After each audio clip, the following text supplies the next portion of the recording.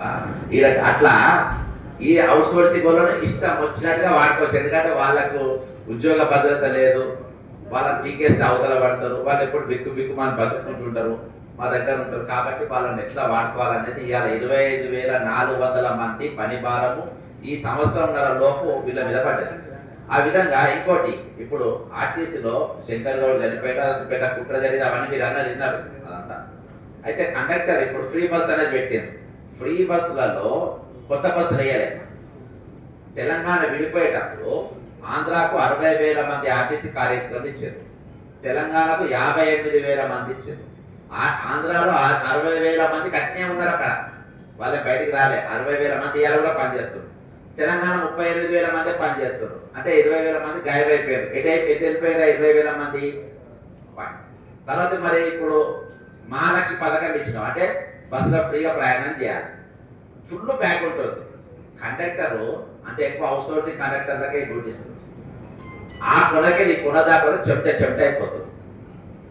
కొత్త బస్సులు లేవు, కార్మికులను పెంచరు, అవే బస్సులు పెడతారు, అలా జనం ఇరకాలే.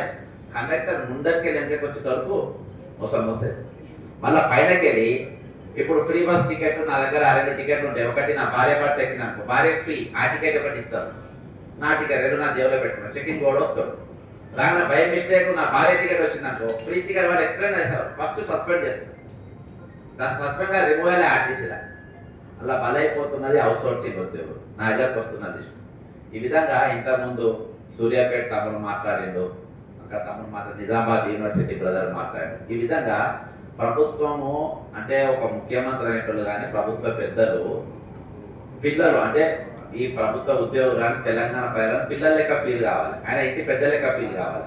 వాడేమైపోతే నాకేంటి, వీలైపోతే నిన్న మీరు సుధాకర్ చెప్తుంటే ఏమని బట్టి గారు ఇట్లా నేను ఎందుకు పీకలే అంటే బ్లాక్ మెయిల్ చేస్తున్నాడు. మనకు అర్థం కాలే కానీ నేను పళ్ళె పెట్టుకున్నాడు అయిపోయి నేను పీకలే కదా, ఆయనతో పీకేస్తావు నువ్వు ఏం చేస్తావు అనే టైప్లో ఈరోజు ప్రభుత్వ పెద్దలు అంటే ఒక హ్యూమన్ టచ్ అనేది లేకుండా, ఒక మనిషికి ఒక విలువ అనేది లేకుండా, ఈరోజు నేను నీకు ఈరోజు 1,000 కోట్లు నువ్వు సంపాదించినా సరిపోవు నీ ఇంట్లో ఉన్న నలుగురికి, మరి 10,000 రూపాయలతో 13,000 రూపాయలతో అంటే అన్ని కటింగ్ రూమ్ వచ్చేది 13,000 కదా, ఆ 13,000 రూపాయలతో ఇంట్లో ఒక మినిమం నలుగురు ఎట్లా బతుకుతారు అనేది ప్రభుత్వం మినిమం ఆలోచన చేయాల్సిన అవసరం. ఆ ఆలోచన సుప్రీంకోర్టు చేసేది, అందుకనే సమాన పని సమాన వేతనం అని చెప్పింది. మరి ఈరోజు దాన్ని అమలు చేయడానికి ప్రభుత్వం ఏం నొప్పి, నీ ఇంట్లోకి ఇస్తున్నావా? 10 ఏళ్ళు పెద్ద మనిషి ఉండే బాగా ఏలాడిండు, కనబడకుండా పోయిండు, ఇప్పుడు అవుట్ సోర్సింగ్ వాళ్ళకి మద్దతు తెలుపుతామని చెప్పేసి వాళ్ళు ఎవరో వస్తున్నారు. రేపు ఇవాళ ఆ రోజు నువ్వు వీళ్ళకి మద్దతు ఇచ్చినావు, రేపు మా ప్రభుత్వం వస్తే మేము న్యాయం చేస్తామని చెప్పి మేనిఫెస్టోలో పెట్టకుండా కానీ నోటి మాట కోమారెడ్డి గారు, వెంకరెడ్డి గారు ఇచ్చిండ్రు, రేవంత్ రెడ్డి గారు ఇచ్చిండ్రు, అందరు ఇచ్చిండ్రు. ఈరోజు నీ చేతికి అధికారం వచ్చింది. ఈరోజు వాళ్ళకు పిఆర్సీ వాళ్ళ మోసుకెళ్ళి మన ఆర్టీసీఎస్ ధర్నాకు పోయినాడు క్రికెట్ డిపార్ట్మెంట్ వాళ్ళ, అది వరకు అవుట్ సోర్సింగ్ అంట వీళ్ళకండి, వాళ్ళది పెంచిండ్రు. వాళ్ళకి ఈరోజు జీతాలు ఏదైతే ఉన్నా కానీ వాళ్ళకి కొంచెం భద్రత కొద్దిగా ఉద్యోగ స్కేల్ అనేది కొద్ది భద్రత. అసలు అవుట్ సోర్సింగ్ అనేది ఏ భద్రత లేకుండా పోయేది. ఆర్టీసీఎస్ అనేది అధ్వానమే, దానికంటే ఇంకా అధ్వానమైన పరిస్థితిలో ఈరోజు అవుట్ సోర్సింగ్ ఎంప్లాయీస్ పరిస్థితి ఉన్నది. ఇందులో చాలా మంది మంత్రులు, చాలా మంది ఎమ్మెల్యేలు బినామీ కంపెనీలను పెట్టుకొని, అంటే కంపెనీలు ఆల్రెడీ ఎగ్జిస్టింగ్ కంపెనీలను నీ కంపెనీ నడవాలంటే నాకు 50% షేరు, నువ్వు ఇది నడుపుకో అని వాళ్ళతో లాలోచి ఈరోజు ఈ అవుట్ సోర్సింగ్ ఒక ఇష్యూను ముందుకు పోకుండా చేసే పరిస్థితి ఈరోజు నెలకొన్నది. ఈరోజు తెలంగాణ ఉద్యమంలో ముందు వరుసగా నిలబడ్డటువంటి అవుట్ సోర్సింగ్ ఉద్యోగం, రేపు మా తెలంగాణ మాకు వస్తుంది, మా ఉద్యోగం మాకు వస్తుంది, మేము చేస్తాం అని చెప్పి రేపు ఉద్యమంలో పాల్గొన్న తర్వాత ఈరోజు వచ్చిన తెలంగాణలో నా పాత్ర ఏమున్నది? మరి ఎవరైతే దోపిడీ చేస్తున్నారో అక్కడ అవుట్ సోర్సింగ్ అక్కడ కార్పొరేషన్ అయింది ఆంధ్రాలో, సరే వాళ్ళ జీతాలు పెంచినా పెరగకుండా ఇవ్వాలి కాకుండా రేపు వాళ్ళ ఆలోచన చేస్తున్నారు. పక్కన ఉన్న కర్ణాటకలో అయింది. ఈరోజు ఇక్కడ మన తెలంగాణ, మన స్వయంపాలన తెలంగాణలో, మన ఆత్మగౌరవ తెలంగాణలో ఈరోజు మనకి ఏమైంది? వీళ్ళంతా ఉద్యమంలో పాల్గొంటారు కదా. తెలంగాణలో దాదాపు ఈరోజు 4 కోట్ల మంది జనాభా ఉంటే 3 కోట్ల మంది తెలంగాణ ఉద్యమంలో ప్రత్యేకంగానో పరోక్షంగానో అందరూ పాల్గొనలే. మరి ఈరోజు వాళ్ళ వాటా ఎక్కడ ఉన్నది? వాళ్ళ వాటా అంటే నువ్వు చేసుకున్న దోపిడిలో వాటా ఏం అడుగుతలేదు, వాటా మాత్రం బరాబర్ ఇచ్చిండ్రు. ఎల్లు ఇచ్చిండ్రు? తెలంగాణ తెచ్చుకున్న అప్పులలో ఇచ్చారు మన వాటా. ఆ వాటా అప్పులలో బరాబరిచ్చారు. కానీ ఈ రోజు వచ్చిన సంపదనలో అప్పు తెచ్చిన అప్పులో మాత్రం మనకి కట్టేదాంట్లో మాత్రం మనకి ఇచ్చారు. నేను ఇటీవల ఆర్బీఐ గవర్నర్ గారి దగ్గర దయచేసి తెలంగాణకి అప్పియకండి, వాళ్ళంతా వాడుకుంటుంది. ఈరోజు వాళ్ళ నిర్మాణాల పైన ఉన్న శ్రద్ధ. నిర్మాణాలు అంటే ఇప్పుడు కేబీఆర్ లేటెస్ట్ గా రోడ్ నెంబర్ 12 ఉన్నది. రోడ్ నెంబర్ 12 రోడ్ వెడల్పు చేయాలని అన్నిటికీ మార్కింగ్ చేశారు. మార్కింగ్ చేసి అలా బాలకృష్ణ ఇల్లు పెద్ద పెద్ద ఇల్లు పోతున్నాయి, అవి పోవద్దని ఏకంగా ఇప్పుడు బ్రిడ్జ్ చేస్తుంది. బ్రిడ్జికి ఏంటి దాదాపు 54-5 వేల కోట్లు ఈజీగా అవుతుంది. అంటే వాటికి పైసలు ఉంటాయి, ట్రిపుల్ ఆర్ రోడ్డుకి పైసలు ఉంటాయి, ఆ రేడియల్ రోడ్డుకి పైసలు ఉంటాయి, ఫ్యాకల్టీకి పైసలు ఉంటాయి, నిశ్చిగాని తీసుకురానికి పైసలు ఉంటాయి, ఏది అందాల బామల పోటీలు పెట్టడానికి పైసలు ఉంటాయి. అవుట్ సోర్సింగ్ రూపాయి పెంచడానికి ఎందుకు మీ రోగం? అన్నిటికీ మా దగ్గరకు వచ్చే పైసలు లేవు, నాకు పోసిన రూపాయి వెళ్ళదంటావు. తక్కిన వాళ్ళు అందరికి పైసలు వస్తాయి, తక్కిన వాళ్ళు అన్నికి రూపాయలు వస్తాయి, తక్కిన వాళ్ళు అన్నిటి కోసం నీకు నీ దగ్గర ఖర్చు పెట్టడానికి పైసలు ఉంటాయి. నా దగ్గరికి రాగానే నాకు ఆకలి అయితే అనగానే, నాకు నొప్పి లేస్తుంది అనగానే, నాకు జ్వరం వస్తుంది అనగానే, నా ఆరోగ్యం బాగలేదు అనగానే, నాకు పక్షపాతం వచ్చింది అనగానే, నాకు యాక్సిడెంట్ అయినా నా దగ్గర పోసిన రూపాయి వెళ్ళదంటావు. అరే నీకు నువ్వు నాకు ఇచ్చిన జీతం బట్టే సగటున ఒక్కొక్క ఎంప్లాయీకి, నేను కొంచెం ఇటీవల నేను వీళ్ళ దగ్గర స్టడీ చేసిన, ఒక్కొక్క అవుట్ సోర్సింగ్ ఎంప్లాయీ వాళ్ళ ఇచ్చిన జీతానికి నెలకు 13,000, అంటే టోటల్ 22,000-25,000 ఏమో వస్తాయి, అంటే కటింగ్ 13,000 వస్తాయి. వాళ్ళ చేతికి వచ్చే జీతాన్ని చూస్తే ప్రతి యావరేజ్ గా చూస్తే ఒక్కొక్క మన అవుట్ సోర్సింగ్ ఎంప్లాయీ ప్రభుత్వానికి మినిమం 3 లక్షల పని చేస్తుంది. 3 లక్షల రూపాయలు సర్వీసు ప్రభుత్వానికి ఇస్తుంది. మీరు ఇస్తున్న జీతం ఏంటి? నేను అది ఎట్లా నా కౌంట్ ఎట్లా అంటే 25,000 మంది రిటైర్ అయింది కదా, 25,000 పనిభారం వేసింది కదా, ఆల్రెడీ వీళ్ళకి అవన్నీ మీరు క్యాల్కులేట్ చేస్తే హెచ్ఎల్ ఎక్కింది. ఒక్కొక్క రిటైర్ అయిన ఎంప్లాయీకి నెలకు 1,50,000 2 లక్షల జీతం. అట్లా వాళ్ళ పని మీరు చేసి, మీ పని మీరు చేసి, 2 పనులు అందుకని యావరేజ్ చేస్తే ఒక్కొక్క అవుట్ సోర్సింగ్ ఎంప్లాయీ నెలకు చేసే పని భారం ఎంత అంటే 3 లక్షల పని వాళ్ళు ప్రతి చేస్తారు. మరి ఇచ్చే జీతం ఎంత? దీనిపైన ఒక కమిటీ ఎందుకు వేస్తలేరు? దీని మీద ఒక హౌస్ కమిటీ ఎందుకు వేస్తలేరు? ఈరోజు బ్రదర్ ఒక్కటి మాత్రం చెప్తున్నా, ఎన్నికలకు నెల ముందు, ఎన్నికలు 6 నెలల ముందు బరబ్బర్ ప్రకటన వస్తుంది. మీరు కార్పొరేషన్ అన్న చేస్తారు, లేకుంటే మీకు జీత పిఆర్సీ అని ఇస్తారు, మీకు డిఏ ఇస్తారు. మీకు ఏదో ఎందుకు చెప్పు, ఎన్నికలకు పోతాం కాబట్టి. మళ్ళీ ఎన్నికలు అయిన తర్వాత దానికి ఒక కమిటీ వేస్తారు, ఇక రాగానే చేస్తాం, మళ్ళీ మేనిఫెస్టోలు పెడతాం, మళ్ళీ ఎన్నికలు వస్తే మళ్ళీ అదే బిస్కెట్ అవుతుంది. కాబట్టి ఈసారి ఏదైతే ఉద్యమం మీరు అనుకుంటారో ఒకటి చెప్తా, ఈరోజు రిటైర్డ్ అయిన ఎంప్లాయీస్ కు అందరు రోజు ఇప్పటికీ నిన్నటికి 95 మంది చచ్చిపోయారు, 95 మెంబర్స్ నిన్నటికి చనిపోయారు. ప్రభుత్వం ఏం మాట్లాడలేదు. అసలు రూపాయి అంటే వీళ్ళంతా సావాలని చూసింది, వీళ్ళంతా రావాలి, వీళ్ళ పైసలు కొట్టాలి. ఇలా ఇప్పుడు మిమ్మల్ని ముంచేది కానీ ఇక్కడ ఎవరెవరికైతే ప్రభుత్వం వేతనాలు ఇవ్వాలో, పైసలు ఇవ్వాలో వాళ్ళందరినీ ముంచింది ఏదంటే ఈ కుబేర్. మన దాంట్లో ఫస్ట్ రద్దు అనేది ఈ కుబేర్ రద్దు అనేది కంపల్సరీ ఉండాలి నెంబర్ 1. రెండవది ఏంటంటే రిటైర్మెంట్ ఎంప్లాయీస్ 700 కోట్లు ప్రకటన చేశారు, తర్వాత 1000 కోట్ల ప్రకటన చేశారు. మన ముఖ్యమంత్రి గారు జేఏసీ మీటింగ్లో కూర్చొని 6,000 కోట్ల ప్రకటన చేశారు. బరాబర్ రేపు 12,000 కోట్ల ప్రకటన బరాబర్ చేపిస్తాం. దీనికి దానికి ఒక ఏ విధంగా అంటే తెల్లాలేస్తే ఆ సబ్జెక్ట్ పట్టుకొని ఉండాలి. నేను ఇప్పుడు ఇక్కడికి వచ్చి ఆయన గారు రిటైర్లో సబ్జెక్ట్ మాట్లాడాను అంటే ఆ కమిట్మెంట్ ఎక్కడ పోయినా అవుట్సోర్సింగ్ ఇప్పుడు నేను మాట్లాడుతున్నాను కదా, ఎక్కడ పోయినా మనం ఆ సబ్జెక్ట్ అనేది తెల్లాలేస్తే ఇది చెవుల జోరీగా లేక కళ్ళ ముందు లెక్క ఉండాలి. ఇది 1 డే మ్యాచ్ ఆడాలి, దీనికి టెస్ట్ మ్యాచ్ ఆడాలి. అదేంటా 1 డే మ్యాచ్ కాదు, ఉద్యమం అనేది టెస్ట్ మ్యాచ్. తెల్లారేస్తే సాయంత్రం దాకా ఒక రోజు ఉద్యమం అనేది కాదు, ఖచ్చితంగా తీరాలి. నేను ఛాలెంజ్ చేస్తున్నాను, ఖచ్చితంగా ఈ ప్రభుత్వాన్ని వాళ్ళ మెడలు ఉంచుతాం, ఖచ్చితంగా వాళ్ళ న్యాయమైన హక్కు తీర్పిస్తాం. కాబట్టి మీరు ఏదైతే జంతర్ మంతర్ మీరు కార్యక్రమం చేపట్టిందో 101% ఈరోజు కామన్ మ్యాన్ తోని ఉంటా అన్న కాంగ్రెస్ పార్టీ ఈరోజు కామన్ మ్యాన్ తో లేదు, కామన్ ఎంప్లాయ్మెంట్ తో లేరు, కామన్ అవుట్ సోర్సింగ్ ఎంప్లాయ్మెంట్ తో లేరు. ఈరోజు హ్యూమన్ రైట్స్ వైలేషన్స్ అవుతున్నాయి. ఆర్టికల్ 14, ఆర్టికల్ 21 అనేది వైలేషన్ పూర్తి స్థాయి అడుగుతుంది. కాబట్టి ఇక్కడ కుల మతాలకు అతీతంగా మీరు కేవలం మనిషి లెక్క మనం ఆలోచించాలి, మానవుల లెక్క ఆలోచించాలి. అంటే మేము కూడా మీ చుట్టాలమైన ఆలోచన ప్రభుత్వానికి తీసుకురావాలి. కాబట్టి వాళ్ళ భాషలో వాళ్ళు మాట్లాడలే, వాళ్ళకి ఏ విధంగా వాళ్ళు చెప్తే వాళ్ళు వండుతారో ఆ విధమైన భాష మనం చెప్పాలి. తగిన విషయాలన్నీ మీకు అందరికీ అన్ని విషయాలు తెలుసు. కానీ జంతర్ మంతర్ మీరు ప్రోగ్రామ్ తీసుకున్నది బ్రహ్మాండమైన ప్రోగ్రాము. అక్కడ మీరు అన్ని పార్టీ వాళ్ళకి కలవండి, అన్ని పార్టీ వాళ్ళకి కూడా మీరు రిప్రజెంటేషన్ ఇవ్వండి. మీరు జంతర్ మంతర్ కంటే ఎక్కువ ఏఐసిసి ముందు మీరు ధర్నా చేస్తే బాగుంటుంది, దాంతో మీకు కొంచెం ఊపు వస్తుందని అనుకుంటున్నాను. ఎందుకంటే అందులో వాళ్ళని చూసి ముఖాలు ఓట్లు వేసింది, కానీ ఇక్కడ ఇళ్ళ ముఖాలు చూసి ఎవరు ఓటు వేసారు? మీరు ఒక్కొక్క పార్టీకి వచ్చినవాడు, వాళ్ళని కాంగ్రెస్ పార్టీకి సంబంధమే లేదు. వాళ్ళ ముఖాలు చూసి ఎవరు ఓటు వేసింది వాళ్ళు తెలంగాణ ఇచ్చిందని వాళ్ళు వచ్చిండ్రు. ఒకసారి పాపం తెలంగాణ ఉద్యమ నాయకుడికి ఒకసారి ఇచ్చినాము, ఇక తెలంగాణ ఇచ్చినందుకు వీళ్ళకి కూడా వేద్దామని వేసినాం. కాబట్టి మనం వాళ్ళని అడగాలి. ఈ రోజు మీరు అనుకున్న తెలంగాణ అక్కడ లేదు, మీరు అనుకున్న పాలన అక్కడ లేదు, మీరు అనుకున్న భాగం మాకు అక్కడ లేదు. మేము అక్కడ భాగస్వామ్యం కాలేకపోతున్నాం. మేము మునుపటి ఎక్కువ దోపిడీకి గురవుతున్నాం. నవ్వేతోళ్ళ ముందు మేము బోర్ల పడ్డట్టు అయిపోయింది, అంతే కదా. ఇప్పుడు వాళ్ళంతా ఆంధ్రప్రదేశ్ లో బ్రహ్మాండంగా ఎంజాయ్ చేస్తున్నారు, ఇక్కడ మనం నవ్వేటోళ్ళ ముందు బోర్ల పడి అయిన పరిస్థితిలో మనకు ఉన్నాం. కాబట్టి ఇవి అన్ని కూడా మీరు ఢిల్లీలో ఏఐసిసి ముందు మీరు ధర్నా చేయాలి, ప్లస్ తెలంగాణ భవన్ ముందు పెట్టాలి. అక్కడ మీకు తెల్లారు, ఎందుకంటే నేను మార్చి నెలలో రిటైర్డ్ ఎంప్లాయీస్ తీసుకుపోయి అక్కడ ధర్నా పెట్టగానే నీకు ఇమీడియట్ గా నాకు 1000 కోట్ల రూపాయలు శాంక్షన్ చేశారు. తర్వాత ఇలా 7,000 కోట్ల రూపాయలకు ప్రకటన ఇచ్చారు. అనగా 12,013 రిటైర్మెంట్ ఎంప్లాయీస్ ఈ 20-30 రోజుల 1 month క్లోజ్ అయిపోతుంది. పూర్తి స్థాయిలో నేను మీకు సపోర్ట్ కూడా మీరు నిలబడతా. ప్రభుత్వం దగ్గర ఎట్లా ఏ విధంగా మీ న్యాయమైన కోరికలు హక్కులు ఏ విధంగా రావాలో ఖచ్చితంగా రాయాలి. ఇది ఒక 5 లక్షల మంది ఉద్యోగాల ఇష్యూ కాదు, 5 లక్షల మంది కుటుంబాల ఇష్యూ ఇది. అదే మీరు 5 లక్షల తమ్ముడు అంటున్నారు, 5 లక్షల మంది రోడ్డు ఎక్కితే ఎక్కుంటుంది. 5 లక్షల మంది రోడ్డు ఎక్కితే కాదు, 5.5 లక్షల మంది కుటుంబాలు రోడ్డు ఎక్కితే ఎక్కుంటుంది ఆలోచించమని చెప్పి. ప్రభుత్వాన్ని అడిగి ప్రభుత్వాన్ని మన హక్కుల గురించి చెప్పుకొని తీసుకునే పరిస్థితి వేది.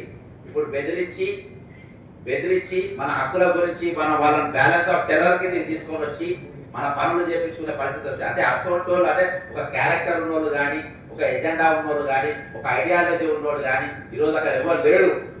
అదే మొత్తం ఈరోజు క్రిమినల్స్, దొంగలు, కమిషన్ ఏజెంట్లు ఈరోజు సెక్రటరీలా కూర్చొని పరిపాలన చేస్తుంది. కాబట్టి మనం ఒకసారి ఆలోచన చేసుకొని ఉద్యమం అనేది ఈ తీరుగా పోతే రాదు, రౌండ్ టేబుల్తో కదా. ఈ రౌండ్ టేబుల్ కూడా బజార్లో జరగాలి, ఈ రౌండ్ టేబుల్ కూడా అమరవీరుల స్థూపం దగ్గర జరగాలి. ఇదే అమరవీరుల స్థూపం చుట్టూ మీరందరూ కూర్చొని మీరు ఉద్యమం చేస్తే ఎంత గట్టి ఉండేది. ఇక మీకు చెమట చుక్క పడకుండా 4 గోడల మధ్య ఉద్యమం చేస్తే ఎవరికి వాడుతుంది? ఇక మహా న్యూస్ ఉందా, ఏబిఎన్ ఛానల్ ఉందా, ఈటీవీ ఛానల్ ఉందా, ఏ ఛానల్ ఉంది ఇక్కడ? ఎవరు అడిగారు? మన గొంతు మనం ఎంత అంటే మన గొంతు బజార్లో వాడాలి, మన గొంతు సెక్రటరియట్ ముందు వాడాలి, మన గొంతు పార్లమెంట్ ముందు వాడాలి, మన గొంతు అసెంబ్లీ ముందు వాడాలి. కాబట్టి ఇది నేను అనుకుంటున్నా, రౌండ్ టేబుల్ అనేది ఏసీలో ఇది లాస్ట్ ఉండాలి. ఇక ముందు ఇది బంద్ చేసి మీరు ఎండల చెమట గాలి తాగొట్టాలి. చెమట గారితేనే మీ శరీరంలో మీరు శ్రమ చేసినట్టు, చెమట గారంటే మీరు శ్రమ చేసినట్టు కాదు. కాబట్టి నేను కూడా చెమట కారకుండానే మాట్లాడినా. మీ అందరి కృతజ్ఞతలు. జై తెలంగాణ, అమరవీరులకు జోహార్. థ్యాంక్ యూ అన్న.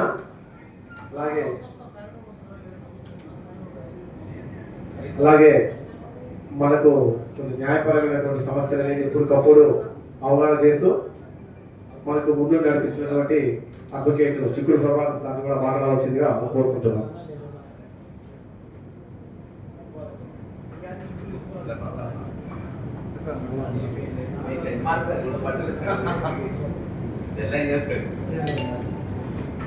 మిత్రులారా, వేదికను అలంకరించిన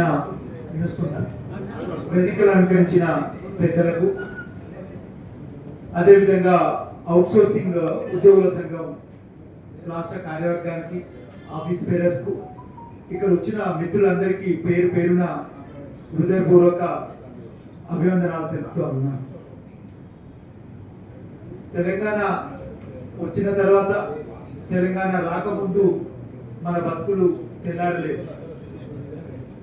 ఏ ప్రభుత్వాలు వచ్చినా కూడా మన బతుకుల విషయం లోపల ఎటువంటి మార్పు లేదు అనే విషయాన్ని ఇవాళ తెలంగాణ వచ్చినాక 12 సంవత్సరాల తర్వాత ఈ మీటింగ్ పెట్టుకోవాల్సిన పరిస్థితి ఏర్పడ్డారు. తెలంగాణ రాకముందు తెలంగాణ ఉద్యమంలో 2004 నుంచి 2014 జూన్ 2 వరకు కేసీఆర్ పార్టీ అధికారంలోకి వస్తే ఒక్క అవుట్సోర్సింగ్ ఉద్యోగాలు ఉండడు అని చెప్పేసి మన ఓట్లు తీసుకున్నాయి. అధికారంకి వచ్చిండ్రు. అధికారంకి వచ్చినాక 10 సంవత్సరాల లోపల ఎంత అన్యాయంగా ప్రవర్తించింది అనేది మనం 10 సంవత్సరాల పాలన చూసినాం. ఈ 10 సంవత్సరాల పాలనలో చాలా అన్యాయం జరిగింది అవుట్సోర్సింగ్ కార్మికులకు, కాంట్రాక్ట్ కార్మికులకు. మేము అధికారంలోకి వస్తే అందుకు భిన్నంగా వ్యవహరించేసేసి మేము మిమ్మల్ని ఆదుకుంటాము అని చెప్పేసిన కాంగ్రెస్ పార్టీ పాలన 3 సంవత్సరాల దగ్గరకు వస్తూ ఉంది. ఖాళీ ఖజానా అనే పేరుతోటి మన బతుకుల్లో కూడా ఏమాత్రం కూడా మార్పు తెలియదు అనేది ఒక వాస్తవం.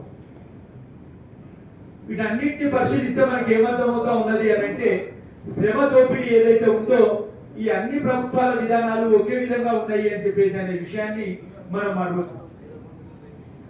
ముఖ్యంగా ఒక విషయం మీకు చెప్తే సర్ప్రైజ్ అయిపోతారు. ఈ రాష్ట్రంలో అసంఘటిత కార్మిక రంగం 74 షెడ్యూల్ ఎంప్లాయ్మెంట్స్ తోటి 1,11,56,211 మంది ఉన్నారు. ఏ బాబు ఎవరు సపోర్ట్ చేద్దాం విన్నారు. 1,11,56,211 మంది ఉన్నారు.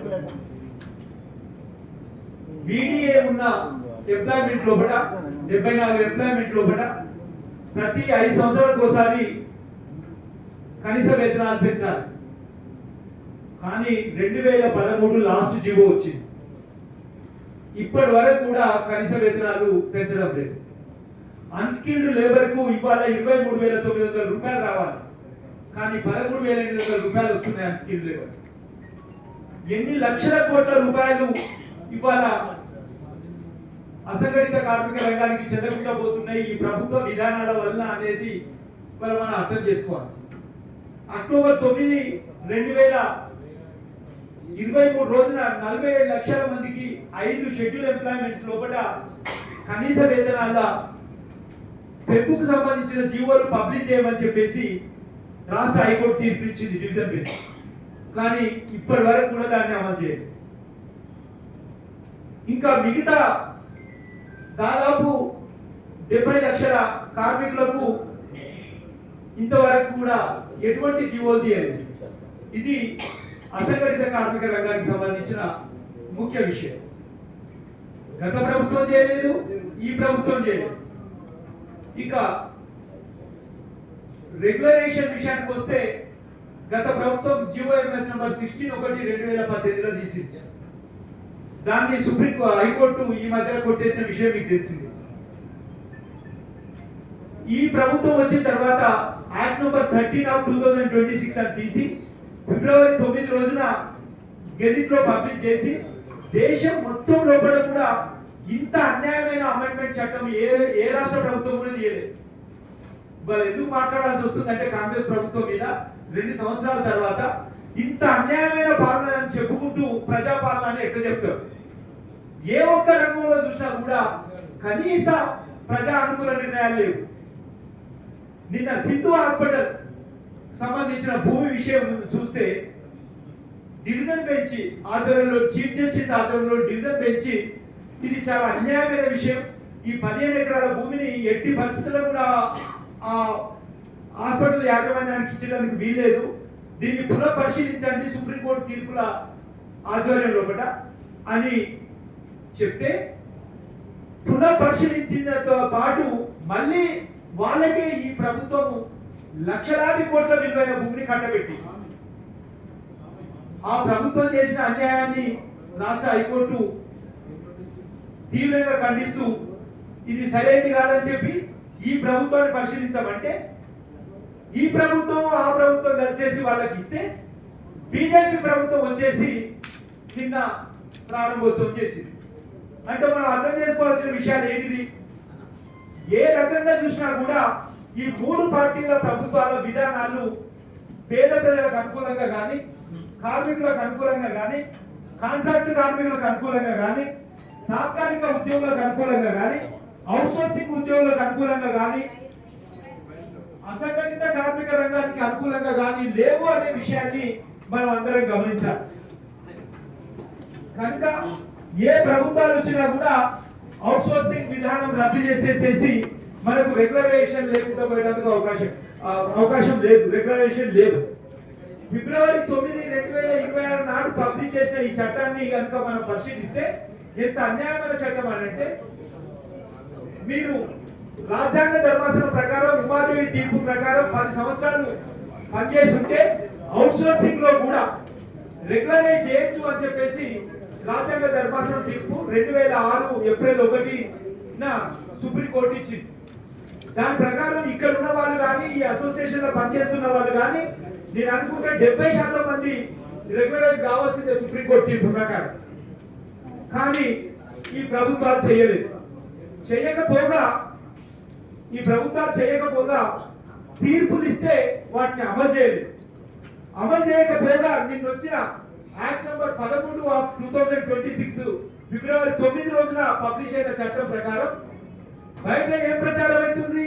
కాంట్రాక్ట్ ఉద్యోగస్తులకు అవుట్సోర్సింగ్ ఉద్యోగులకు అనుగుణంగా ఈ ప్రభుత్వం ఒక చట్టాన్ని అమెండ్మెంట్ చేసిందని చెప్పేసి ప్రచారం చేస్తా ఉన్నారు. గోబెల్ అంటే ఇదే. వాస్తవానికి పూర్తిగా విరుద్ధంగా ప్రవర్తించడం అంటే గోబెల్ ప్రచారం అంటున్నారు. ఈ చట్టం ఏం చెప్తా ఉంది అంటే సుప్రీంకోర్టు ఏదన్నా రెగ్యులరేషన్ చేయమని చెప్పేసి సుప్రీంకోర్టు కానీ హైకోర్టు కానీ ట్రిబ్యునల్స్ కానీ రెగ్యులరేషన్ చేయమని చెప్పేసి చెప్తే దాన్ని చేయకుండా ఉండడానికి ఈ చట్టంలోని ఒక క్లాజు తీసుకొస్తా ఉన్నాం. సుప్రీంకోర్టు కానీ రాష్ట్ర హైకోర్టు కానీ ట్రిబ్యునల్స్ కానీ రెగ్యులరేషన్ చేసేసి రిట్రాస్పెక్టివ్ ఎఫెక్ట్ లోపల వాళ్లకు పెన్షన్స్ కూడా ఇవ్వాలంటే దాన్ని రద్దు చేస్తా ఉన్నాం ఈ చట్టం ద్వారా. ప్రభుత్వం కనుక అపాయింట్ చేస్తే అపాయింట్ అయినట్టు, లేకపోయేది ఉంటే ఎటువంటి తీర్పులైనా కూడా మేము అమలు చేయము అని చెప్పేసి ఒక దుర్మార్గమైన చట్టాన్ని తీసుకొచ్చింది ఈ కాంగ్రెస్ ప్రభుత్వం. ఇంతకంటే ముందు ఆంధ్రప్రదేశ్ లో ఈ ప్రభుత్వం ఆ ప్రభుత్వం తీసుకొచ్చింది జగన్మోహన్ రెడ్డి ప్రభుత్వం. మళ్ళీ ఇవాళ మొన్న ఫిబ్రవరి 9th రోజున ఈ చట్టం యాక్ట్ నంబర్ 13/2026 పబ్లిష్ అయింది. ఇదేనా ప్రజాపాలన అని చెప్పేసి ఈ సందర్భంగా నేను ప్రభుత్వాన్ని ప్రశ్నిస్తా ఉన్నా. ఆ ప్రభుత్వం చేసిన దుర్మార్గమైన అన్యాయమైన నిర్ణయాలకు వ్యతిరేకంగానే రాజు లేకుండా పోరాడితే ఈ ప్రభుత్వం వచ్చింది. లేకపోతే ఈటల రాజేందర్ ఇక్కడ ఉన్నాడు. కాంగ్రెస్ పార్టీ ఆ రోజు ఆయనకు వ్యతిరేకంగా పార్టీ ఒక క్యాండిడేట్ నిలబెడితే ఆ క్యాండిడేట్ వచ్చిన ఓట్లు 3000 ఓట్లు ఆ రోజు హుజరాబాద్. దాని తర్వాత ప్రజలందరినీ వచ్చేసేసి బీఆర్ఎస్ ప్రభుత్వం యొక్క నిర్ణయాలకు వ్యతిరేకంగా, అప్రజాస్వామిక ఫాసిస్ట్ నిర్ణయాలకు వ్యతిరేకంగా తెలంగాణ తెచ్చుకొని కూడా ప్రయోజనం లేదు అని చెప్పేసి అని ఈ ప్రభుత్వం అనుసరిస్తున్న దుర్మార్గ విధానాలకు వ్యతిరేకంగా ఒకసారి గద్దెదించకపోతే తెలంగాణ రాష్ట్రం మొత్తమే అమ్ముకుపోయేటట్టుంది, ప్రజలే అమ్ముకునేటట్టుంది అనే దృష్టితోటి ఈ ప్రభుత్వాన్ని తీసుకొస్తే ఇవాళ 3 సంవత్సరాల నుంచి ఏ ఒక్క నిర్ణయం లోపల కూడా ప్రజా అనుకూల నిర్ణయం లేకపోవడం చాలా అన్యాయమైన విషయం. దీన్ని చాలా తీవ్రంగా ఖండిస్తా ఉన్నాం. ఆ చట్టాన్ని వెంటనే రద్దు చేయాలని చెప్పేసి ఈ సందర్భంగా డిమాండ్ చేస్తాం. రాష్ట్ర హైకోర్టు ఇచ్చిన తీర్పులు, సుప్రీంకోర్టు ఇచ్చిన తీర్పులు, ట్రిబ్యునల్స్ ఇచ్చిన తీర్పులు కూడా ఈ దేశంలో చట్టాలు అని చెప్పేసి ఈ ప్రభుత్వం మర్చిపోవడం చాలా అన్యాయం. కనీస పనికి సమాన పనికి సమాన వేతనం అని చెప్పేసి 2015 లోపల జగదీష్ సింగ్ విషయం చట్టం తీర్పు లోపల చాలా స్పష్టంగా చెప్తే దాన్ని అమలు చేయరు. కనీస వేతనాల చట్టం ప్రకారం కనీస వేతనాలు అమలు చేయరు. రెగ్యులరేషన్ చేయాలని చెప్పేసి ఉపాధ్యాయులు తీర్పు ఇస్తే దాన్ని అమలు చేయరు. కానీ ఓట్లు వచ్చేంత వరకు ఒక కంపెనీ మాటలు చెప్పేసి వాళ్ళందరి ఓట్లు తీసుకొని ఇవాళ వాళ్ళ జీవితాలను అన్యాయంగా దుర్బలలోకి నెడతా ఉన్నారు. 13 సంవత్సరాల క్రితం వచ్చిన జీవోలు ఇవాళ మినిమం టైం స్కేల్ లేదు, కనీస వేతనం లేదు. కానీ అప్పటి నుంచి ఇప్పటి వరకు కందిపప్పు 50 రూపాయలు ఉంటే 150 రూపాయలు అయింది, మంచి నూనె 50 రూపాయలు ఉంటే 150 రూపాయలు అయింది, సబ్బు 10 రూపాయలు ఉంటే 30 రూపాయలు అయింది. ఇవాళ విద్యార్థుల స్కూల్స్ ఫీజులు చూసుకునేది ఉంటే ఆ రోజు 30% ఉంటే ఇవాళ 130% పెరిగింది. ఇవాళ ఈ కార్మికులందరూ ఎట్లా బతకాలి?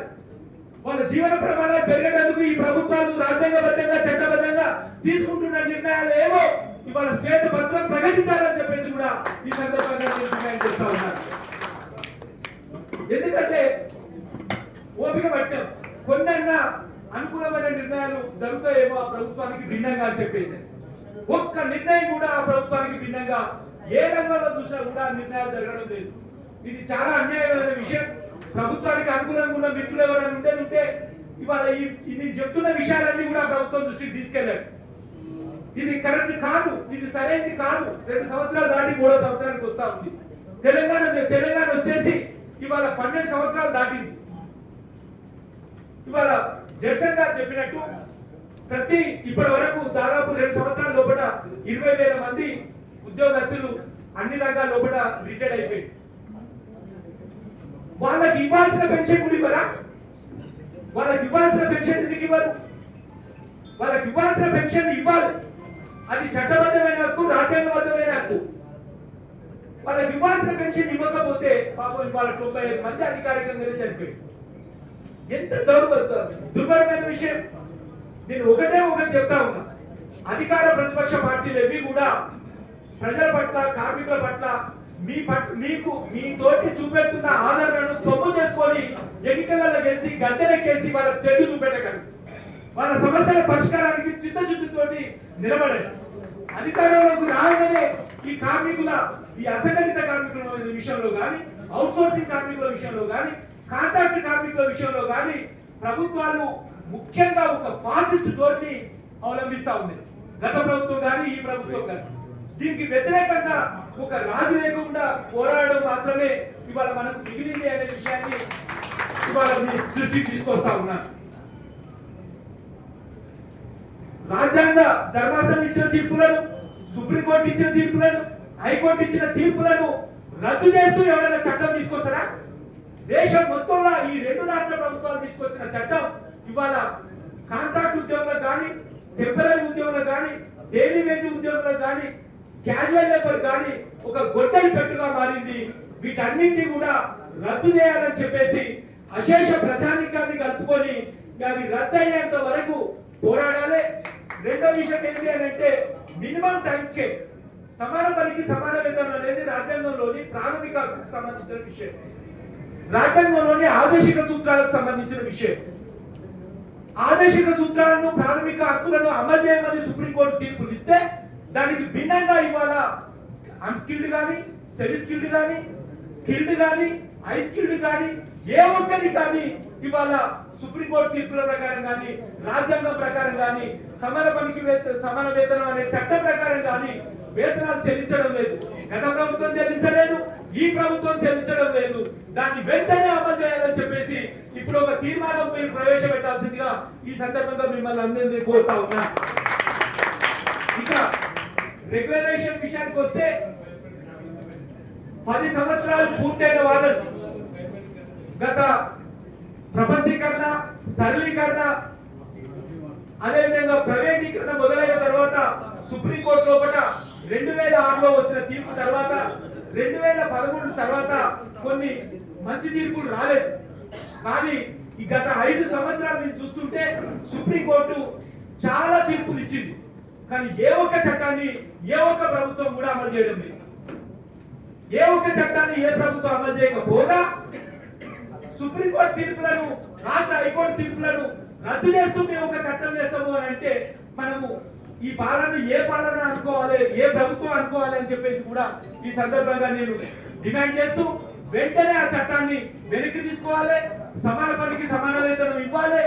కాంట్రాక్ట్ అవుట్సోర్సింగ్ ఏజెన్సీలను పూర్తిగా రద్దు చేసేసేసి ఆయా డిపార్ట్మెంట్లలోనే డైరెక్ట్ కాంట్రాక్ట్ తీసుకోవాలి.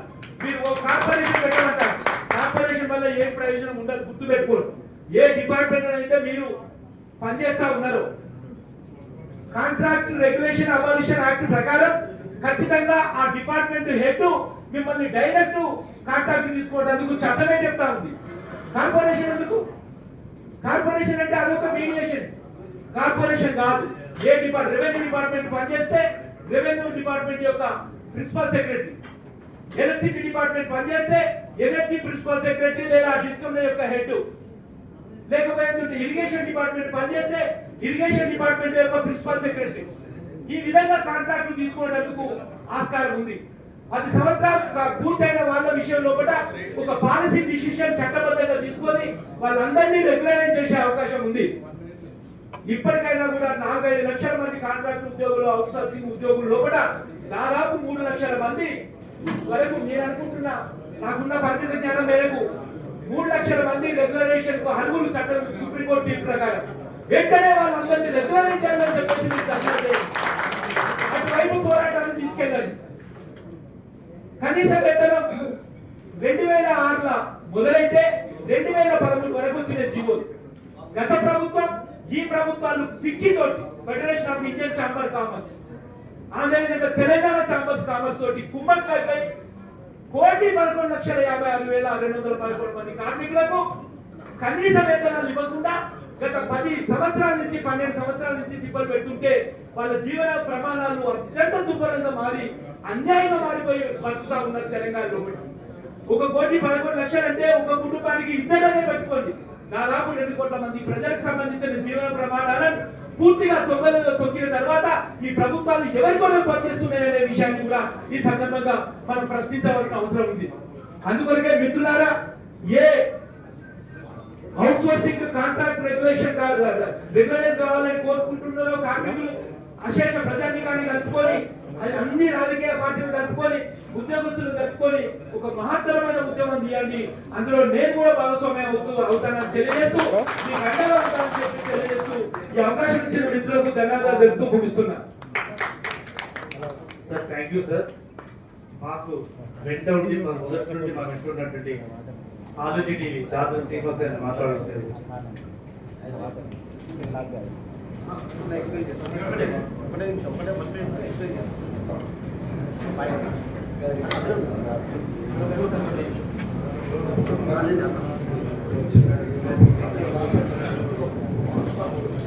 అందరికీ నమస్కారం. నేను ఎందుకు ఇప్పుడు మాట్లాడుతా అనడానికి కొంచెం ఒక 5 నిమిషాలకు క్లారిటీ వస్తుంది. ఎందుకు అంటే ఇక్కడ పెద్ద పెద్ద వాళ్ళు రావడం జరిగింది. రాజేందర్ గారు, అదేవిధంగా శ్రీనివాస్ గౌడ్ గారు, మోసంచారి గారు, అందరూ కూడా పెద్ద పెద్ద వ్యక్తులు వచ్చారు కాబట్టి కొన్ని విషయాలు వాళ్ళ ముందు ఉంచడానికి నేను మాట్లాడుతాను వాళ్ళకంటే ముందు. ఎందుకంటే ఈ సమస్య గత 10-15 సంవత్సరాలుగా అనేక రకాలుగా ఇబ్బందులు పడుతున్నటువంటి దాదాపు ఈ తెలంగాణ రాష్ట్రంలో 5 లక్షల మంది ఉద్యోగులకు సంబంధించినటువంటి అంశం కాబట్టి వారికి కొన్ని విన్నపాలు నేను వాళ్ళ సమస్యల దగ్గర ఉండి చూస్తున్నాను కాబట్టి కొన్ని విన్నపాలు చేయదలుచుకున్నా. తెలంగాణ రాష్ట్రం వచ్చిన తర్వాత నేను రాజకీయాలు మాట్లాడలేదు, చెప్తున్న ప్రభుత్వాలు చేస్తున్నటువంటి విషయాల గురించి మాట్లాడుతున్నాను. గత ప్రభుత్వం ఆల్రెడీ కేసీఆర్ గారు చాలా స్పష్టంగా చెప్పడం జరిగింది 2014లోనే ఇక్కడ తెలంగాణ రాష్ట్రం వస్తే ఏ ఒక్క అవుట్ సోర్స్ ఉద్యోగం కానీ కాంట్రాక్ట్ ఉద్యోగం కానీ ఉండవని చెప్పేసి అన్నారు. కానీ కారణాలు ఏంటో తెలియదు కానీ 10 సంవత్సరాలు తాత్సరం అయిపోయింది. దానివల్ల అనేక మంది, వేలాది మంది అవుట్ సోర్స్ ఉద్యోగులు ఇబ్బందులు పడుతున్నారు. ఆ తర్వాత తెలంగాణ రాష్ట్రం మూడో టర్ము బీఆర్ఎస్ ప్రభుత్వం పోయి కాంగ్రెస్ ప్రభుత్వం వచ్చిన తర్వాత బీఆర్ఎస్ ప్రభుత్వం అధికారంలో ఉన్నప్పుడు, కాంగ్రెస్ ప్రభుత్వం ప్రతిపక్షంలో ఉన్నప్పుడు ఆనాడు అవుట్ సోర్స్ ఉద్యోగులు కొన్ని సంఘటనల వల్ల చనిపోయినప్పుడు కానీ రకరకాల కారణాల వల్ల కానీ రేవంత్ రెడ్డి గారు స్వయంగా నేను రాగానే సమస్యలు పరిష్కరిస్తానని చెప్పేసి చాలా సందర్భాల్లో చెప్పినటువంటి విషయం అయితే ఈరోజు పబ్లిక్ లో ఉన్నది. అంటే గత ప్రభుత్వం కానీ ఈ ప్రభుత్వం కానీ చాలా ఇబ్బందికరమైన పరిస్థితుల్లో అవుట్ సోర్స్ ఉద్యోగులు ఉన్నారు. నేనేమనుకున్నాను, వీళ్ళు దాదాపు 5 లక్షల మంది ఉద్యోగులు ఉన్నారు అని చెప్పేసి చాలా స్పష్టంగా తెలుస్తా ఉంది. ఈ ఉద్యోగులకు వాళ్ళు అడుగుతున్నటువంటి కోరిక ఏంటి? రెగ్యులరైజ్ చేయమని అడుగుతలేరు, ప్రభుత్వం ఉద్యోగం ఏమని అడుగుతలేరు. వీళ్ళు అడుగుతున్నారు ఏంటంటే పక్క రాష్ట్రంలో ఈ అవుట్ సోర్స్ సంబంధించినటువంటి ఒక కార్పొరేషన్ పెట్టింది కదా, అలానే కార్పొరేషన్ పెట్టి మా ఉద్యోగ భద్రత ఇవ్వాలని చెప్పేసి కూడా అడుగుతున్నారు. ఆ యొక్క అడిగిన దాన్ని మనందరం కూడా సాధారణంగా ఆహ్వానించాలి, వాళ్ళ మద్దతు పలకాలనే ఉద్దేశంతో నేను మాట్లాడుతున్నాం. ఇంకొక విషయం చెప్పాలి క్లియర్గా, అవుట్ సోర్స్ ఉద్యోగులు ఎవరైతే ఉన్నారో మీరు గ్రామంలో స్వీపర్ నుంచి మొదలు పెట్టుకుంటే రాష్ట్రంలో సచివాలయం వరకు కూడా ప్రతి ఒక్క ప్రజల సమస్యలకు సంబంధించిన ప్రతి ఒక్క విషయంలో వీళ్ళ పాత్ర ఉంటది. ఊర్లోనన్నా సచివాలయంలో పాలసీల నిర్ణయాలు జరిగి అవి జీవోలు బయటికి రావాలన్నా కానీ ఈ అవుట్ సోర్స్ ఉద్యోగుల యొక్క పాత్రనే కీలకం. వీళ్ళు తీసుకున్నటువంటి సాలరీ ఎంత అంటే 13,000, 15,000, 20,000, 30,000 కంటే లేదు. అందులో 30,000 ఉద్యోగి కనుక 30,000 సాలరీ ఉంటే దానిలో జిఎస్టీ కట్ అవుతుంది, ఈపీఎఫ్ కట్ అవుతుంది, రకరకాల కట్ అయ్యి 20,000, 22,000 వస్తాయి. ఒక సచివాలయంలో ఒక అవుట్ సోర్స్ ఉద్యోగి పనిచేసేటువంటి ఒక ఉద్యోగికి 30,000 జీతం అంటే అది చేతికి వచ్చేది 22,000, 23,000 వస్తే హైదరాబాద్ మహానగరంలో ఒక సిలిండర్ ధర 1,000 రూపాయలు ఉన్నటువంటి ఈ సమయంలో నిత్యావసర ధరలు పెద్ద ఎత్తున పెరుగుతున్నటువంటి తరుణంలో 22,000 రూపాయలతోటి ఒక ఫ్యామిలీ తన కుటుంబాన్ని ఎలా పోషించుకోగలుగుతుంది అనేది ఇక్కడ ప్రధానమైనటువంటి సమస్య. దానిపైన ఈ రోజు నాయకులు మాట్లాడాలని చెప్పేసి ఇది కోరుతా ఉన్నాం. అదేవిధంగా 5 లక్షల ఉద్యోగులు అంటే దాదాపు ఒక ఇంట్లో నలుగురు కుటుంబ సభ్యులు వేసుకున్నా కానీ మొత్తం భార్య భర్త ఇద్దరు పిల్లలు వేసుకున్నా కానీ 20 లక్షల మందికి సంబంధించినటువంటి సమస్య ఇది. ఏ ఒక 5,000కో 10,000కో లక్ష మందికి సంబంధించిన సమస్య కాదు, 20 లక్షలకు సంబంధించినటువంటి సమస్య. ఈరోజు మనం ఒక ఉద్యోగి తన పిల్లల్ని ఎలా స్కూల్లో చదివించాలంటే ఏ విధమైన పరిస్థితి మనం చూస్తాం. హైదరాబాద్ మహానగరంలో ఎల్కేజీ యూకేజీలకు 50,000, 60,000, 70,000 లక్షల రూపాయల సందర్భంలో ఏ విధంగా తమ పిల్లలకు నాణ్యమైనటువంటి చదువు అందిస్తారని చెప్పేసి ఈ రోజు నేను అడుగుతా ఉన్నాను వీళ్ళందరూ కూడా. ఇలాంటి దుర్భరమైనటువంటి పరిస్థితులు చాలా ఉన్నాయి. వీళ్ళని పురుగుల్లాగా చూస్తా ఉన్నారు, అమాయకులాగా అనాథలుగా చూస్తా ఉన్నారు. వీళ్ళు ప్రభుత్వం నడవడానికి కానీ 4 కోట్ల మంది ప్రజలను నడిపించడానికి కానీ ప్రభుత్వ సంక్షేమ కార్యక్రమాలు కానీ ఏ రకమైనటువంటి కార్యక్రమం తీసుకున్నా వీళ్ళ పాత్ర లేకుండా ఈ యొక్క తెలంగాణ లేదు అనేటువంటి విషయాన్ని మనందరం కూడా గుర్తుంచుకోవాలని చెప్పేసి కూడా ఈ సందర్భంగా నేను కోరుతా ఉన్నాను. అదే విధంగా ఇంకొక చాలా స్పష్టమైన విషయం చెప్పదలుచుకున్నాను. ఈ ప్రభుత్వం మొదటిసారి రవీంద్ర భారతిలో 2024 జనవరి ఫిబ్రవరి అనుకుంటా ఒక సమావేశం పెట్టినప్పుడు ఆ పార్టీకి సంబంధించిన ప్రభుత్వంలో కీలకంగా ఉన్నటువంటి వ్యక్తులు ఆ యొక్క మీటింగ్ రావడం జరిగింది. మదియాష్కి లాంటి వాళ్ళు కానీ, కోదండరాం లాంటి వాళ్ళు కానీ, అదేవిధంగా తీర్మార్మల్ లాంటి వాళ్ళు కానీ రావడం జరిగింది. ఆ ఒక్క మీటింగ్ వచ్చింది తప్ప మళ్ళా తర్వాత ఏ మీటింగ్ కూడా రాలేదు. ఎందుకు రాలేదో కాంగ్రెస్ సంబంధించిన నాయకులు స్పష్టం చేయాల్సిన అవసరం అయితే ఉంది. కొంతకాలం నుంచి బీఆర్ఎస్ వాళ్ళు కూడా ఈ యొక్క వీళ్ళు చేసిన ఉద్యమానికి మద్దతు తెలుపుతున్నారు. సంతోషం. మీరు ప్రభుత్వాలకు వచ్చినా రాకుండా ఈ పోరాటంలో వీళ్ళతో భాగస్వామ్యం కావాలని చెప్పేసి కూడా ఈ రోజు డిమాండ్ చేస్తా ఉన్నాం. అదేవిధంగా కేంద్రంలో భాగస్వామిగా ఉన్నటువంటి బీజేపీ ఎవరైతే కేంద్రంలో ఉన్నటువంటి బీజేపీ ప్రభుత్వం నుంచి ఈ రోజు ఈటల రాజేందర్ గారు రావడం జరిగింది. ఈ రోజు మీరు కూడా దయచేసి వీళ్ళ పక్షాన ఉండి 20 లక్షల ఉద్యోగుల యొక్క 20 లక్షల బిడ్డల యొక్క వారి యొక్క జీవితాలు కాపాడని చెప్పేసి వారిని కోరుతా ఉన్నాం. అదే విధంగా ఇంకొక విషయం ఏంటంటే మీరు స్పష్టమైనటువంటి కార్యాచరణ తీసుకుంటా ఉన్నారు. మే 20 తారీఖు అనుకుంటా, మే 25న చలో ఢిల్లీ ప్రోగ్రామ్ పెడతా ఉన్నారు. తర్వాత మిలియన్ మార్క్స్ పెడతా ఉన్నారు. వీటికి సంబంధించి దయచేసి వీళ్ళ కుటుంబాలు గడవడమే చాలా దుర్భరంగా ఉన్నది. వీళ్ళ కుటుంబాలు గడపడమే చాలా దారుణంగా ఉన్నది. అలాంటిది అంత పెద్ద కార్యక్రమాలు చేయాలి అంటే చాలా పెద్ద భారం ఉన్నది వాళ్ళ మీద. సో దయచేసి నాయకులుగా మీరు చొరవ తీసుకొని ఈ ఢిల్లీలో జరిగేటువంటి కార్యక్రమాలు కానీ, హైదరాబాద్ లో జరిగేటువంటి మార్చి లాంటి కార్యక్రమాలు కానీ చాలా పెద్ద ఎత్తున చేస్తా ఉన్నారు. వారికి మీరు వచ్చి అండగా నిలబడమే కాకుండా వారికి ఆర్థిక సహాయం పరంగా, ఎందుకంటే హైదరాబాద్ నుంచి ఢిల్లీకి పోవాలంటే చాలా పెద్ద వేల మంది కలుగుతున్నారు కాబట్టి చాలా పెద్ద ఖర్చు అయ్యేటువంటి అవకాశం ఉంది. వారికి మీరు ఖచ్చితంగా వారికి అయ్యేటువంటి ప్రయాణ ఖర్చులు కానీ, అదే విధంగా అక్కడ ఉండడానికి వసతి సౌకర్యం కానీ, లేకపోతే ఆహారం సంబంధించిన విషయాలు కావచ్చు, ఇతర అవసరాలు ఏవైతున్నాయో వాటిని మీరు భరించాలని చెప్పేసి, మీ పార్టీని భరించాలని చెప్పేసి కూడా ఈ సందర్భంగా నేను కోరుతా ఉన్నాను. ఎందుకంటే వాళ్ళకి వచ్చేటువంటి జీతాలు చాలా తక్కువ. వాళ్ళు ఎంత చేసుకున్నా కానీ వాళ్ళ జీతాలకు వెళ్ళి 500 రూపాయలు 1000 రూపాయలు పక్కన పెడితే కావచ్చు, కానీ అవి సరిపోకపోవచ్చు. దయచేసి మీరందరూ కూడా ఒక మానవత దృక్పథంతో వీళ్ళందరూ కూడా అండగా నిలబడి వీరందరినీ ముందుకు నడిపించి 20 లక్షల మంది జీవితాలు కాపాడాలని చెప్పేసి కూడా ఈ సందర్భంగా కోరుతూ ఈ యొక్క విషయాలు చెప్పడం మాత్రమే మీ ముందు మాట్లాడదాం అనుకుంటున్నాను. దయచేసి థ్యాంక్ యూ వెరీ మచ్. జై తెలంగాణ. Thank you Dasari. గౌరవ పెద్దలు ఎంపీ రాజేంద్ర గారు మాట్లాడుతున్నారు.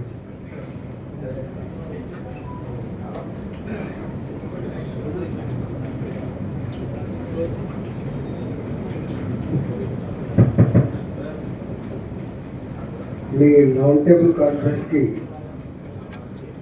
నేను ప్రభుత్వ ప్రతినిధి రాలే, వ్యక్తిగతంగా వచ్చినాను. చిక్కుడు ప్రభాకర్ ఏమో జీవితాంత వాటిలో మాట్లాడదు కాబట్టి మాట్లాడతారు. ఇక మాట్లాడాల్సింది ఎవరొకరు ఉంటారు కాబట్టి. కాళోసీనేమో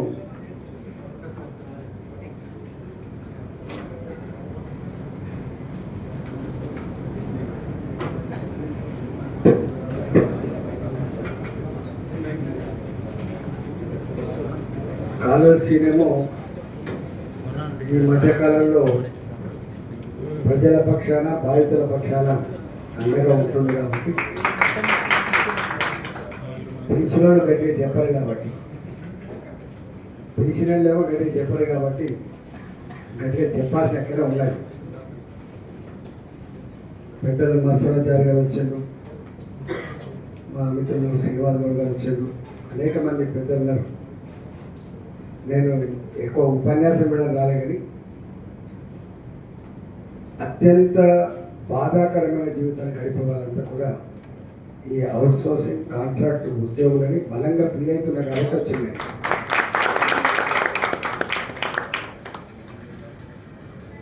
దీనికి మార్గం లేక ఏది లేదు,